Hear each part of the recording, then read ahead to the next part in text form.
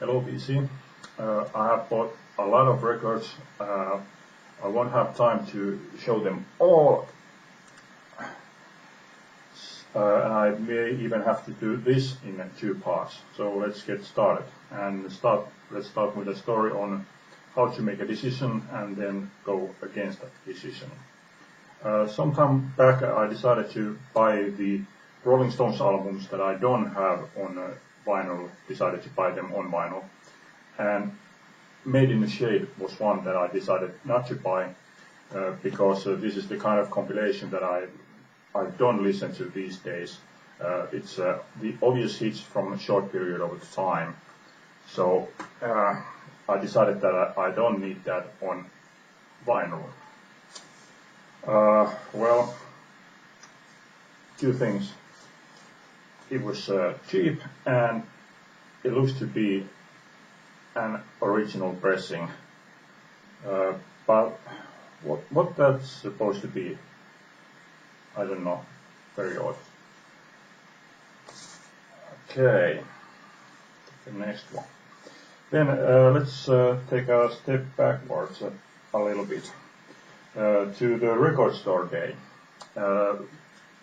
When record store day was coming up, I looked at those lists of what's going to be sold that day, and there was three things that I was interested in. One that I really wanted, one that I was considering, and one that I wanted to see, but I was quite sure that I wouldn't buy because of its price. And the one that I really wanted, I also got it. AC/DC, Stiff Upper Lip. Excellent find. Very glad that this was released. The one that I was considering turned out that it was not brought into Finland, so when I got back home from the record store, I went online to look for it, and it was sold there for double the price. So I didn't buy it at first, but after about a week I found this Chrissy Hind dark sunglasses. This was the price had gone up with this one for only by £1, so I found that to be a very reasonable, so I bought it. Okay, then this one, ZZ Top's first album. I had all the other early ZZ Top albums on vinyl except for this one, so I thought that yeah, I'll buy this one. And I thought that that would be a very simple thing, no problem at all. I just walk into some record store and they have it. But it didn't turn out to be that way. It took me about 5 or 6 months before I found this one. And again, at the same store, at the same time. Okay,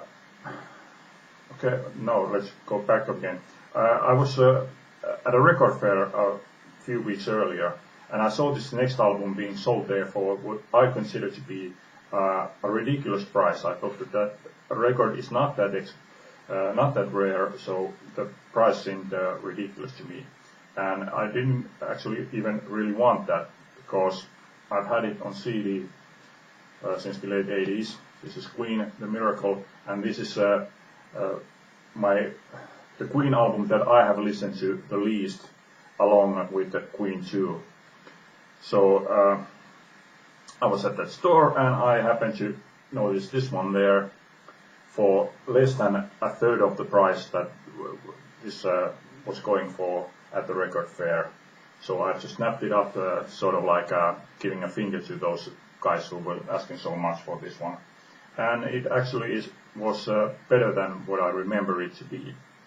And again, at the same store, this one has been an odd one because I have seen this record over the years many times, and it's this one, Sting, Nada Como El Sol, a 5-song EP. The odd thing is that I have always thought that this record is a 10-inch record. To my eyes, even when I was at that store and I looked at it, I was like, okay, that's a 10-inch record. Even when I picked it up, I still thought that it was 10-inch record. I had to compare it with another record to see that it is. It really is a 12-inch record. So I don't know why, but it To my eyes, this one looks like a 10-inch record. Very odd thing. But there you go. Okay. Bob Seger and Silver Bullet Band, The Distance. This is the last Bob Seger and Silver Bullet Band album that I was missing from the Beautiful Loser to the Like a Rock album. Except that now I'm still missing Live Bullet.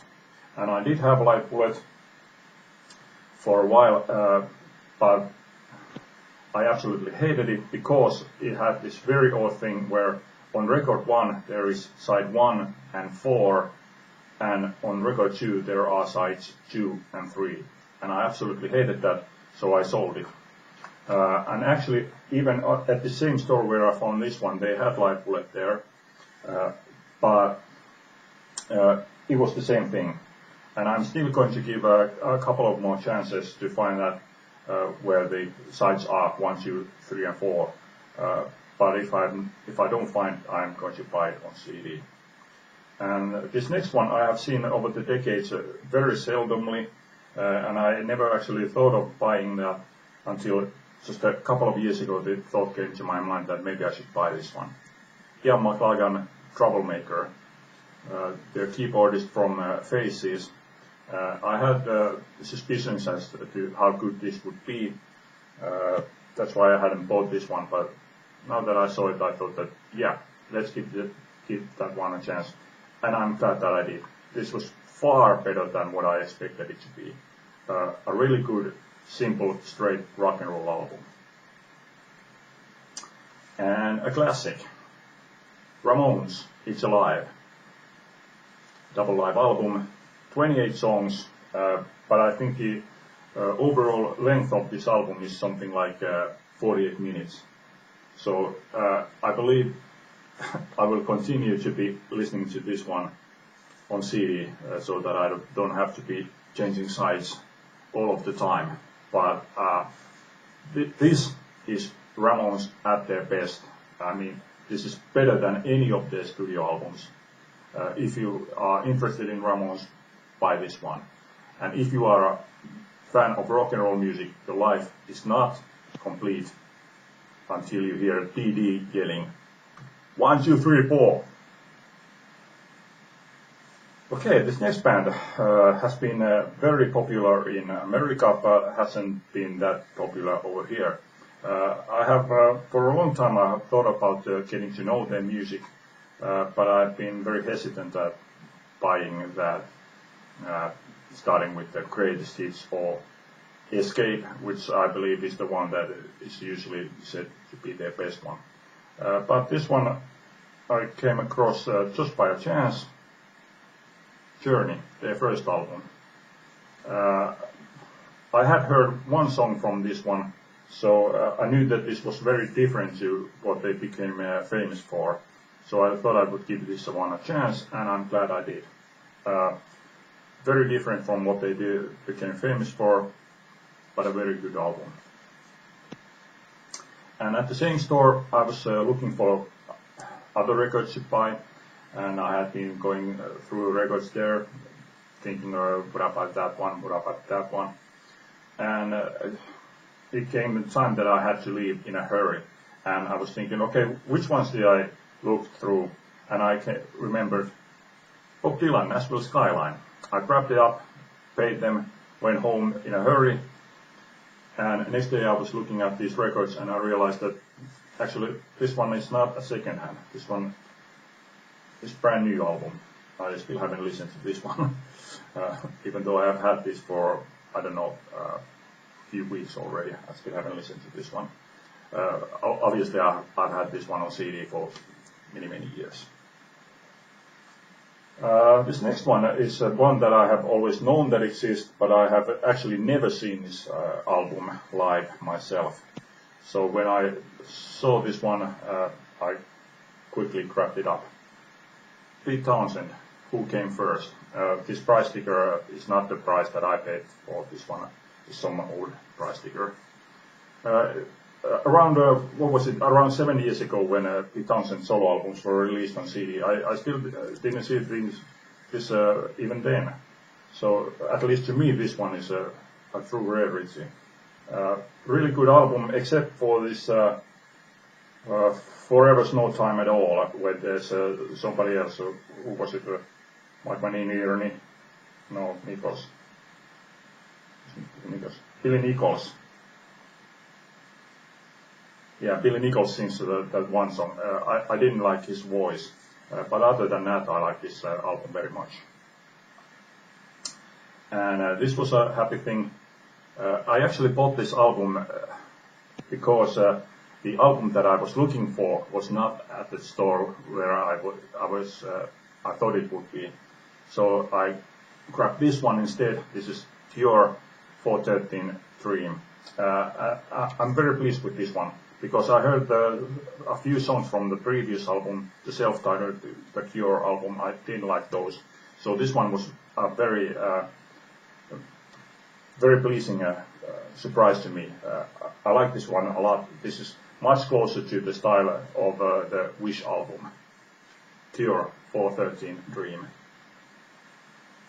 Okay, Little Feat, Waiting for Columbus. I've had this one for over a decade, and I love this. It's absolutely fantastic, fabulous live album.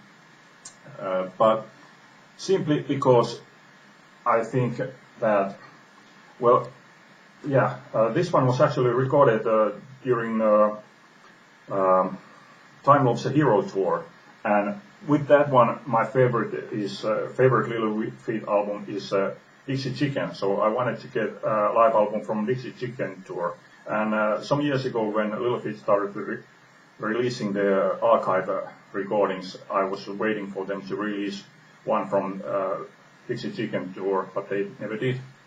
And now, this was Let Them Eat Vinyl, wasn't it? Yeah, Let Them Eat Vinyl has released this one. American Cutie, Ebbetsfield, Denver, Colorado, 19th July 1973. Yes, very, very happy to get this one. And let's move on to the CDs for a moment. It's a good thing that I didn't buy this one on vinyl. Elton John, Empty Sky, his first album from 1969, because the album itself is disappointing. None of the songs are bad, but none of the songs are really good either. They're just okay, and the album is a mess. There's no direction, there's no real style. They're just trying all kinds of things, and it's just a mess. But this CD includes 4 bonus songs, and they are the A and B sides of the 2 singles he released before this album, and those songs are really good. So had I bought this on vinyl only, it would have been a disappointment, but those bonus songs, they are really good.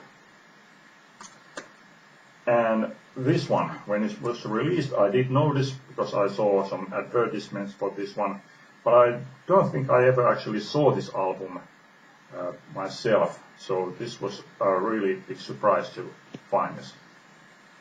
Kingston Wall, real life thing. This is a triple CD, so no wonder that it didn't sell a lot. Excellent live recording, except for the sound quality. Like we said, these official 2-track bootleg recordings, so these were recorded just for themselves. They wanted to listen to their own performances to see if there's anything that they could use for songs. That's what I assume, anyway. Yeah, okay, let's stop at this point, and I'll continue on part 2. See you. Thanks for watching.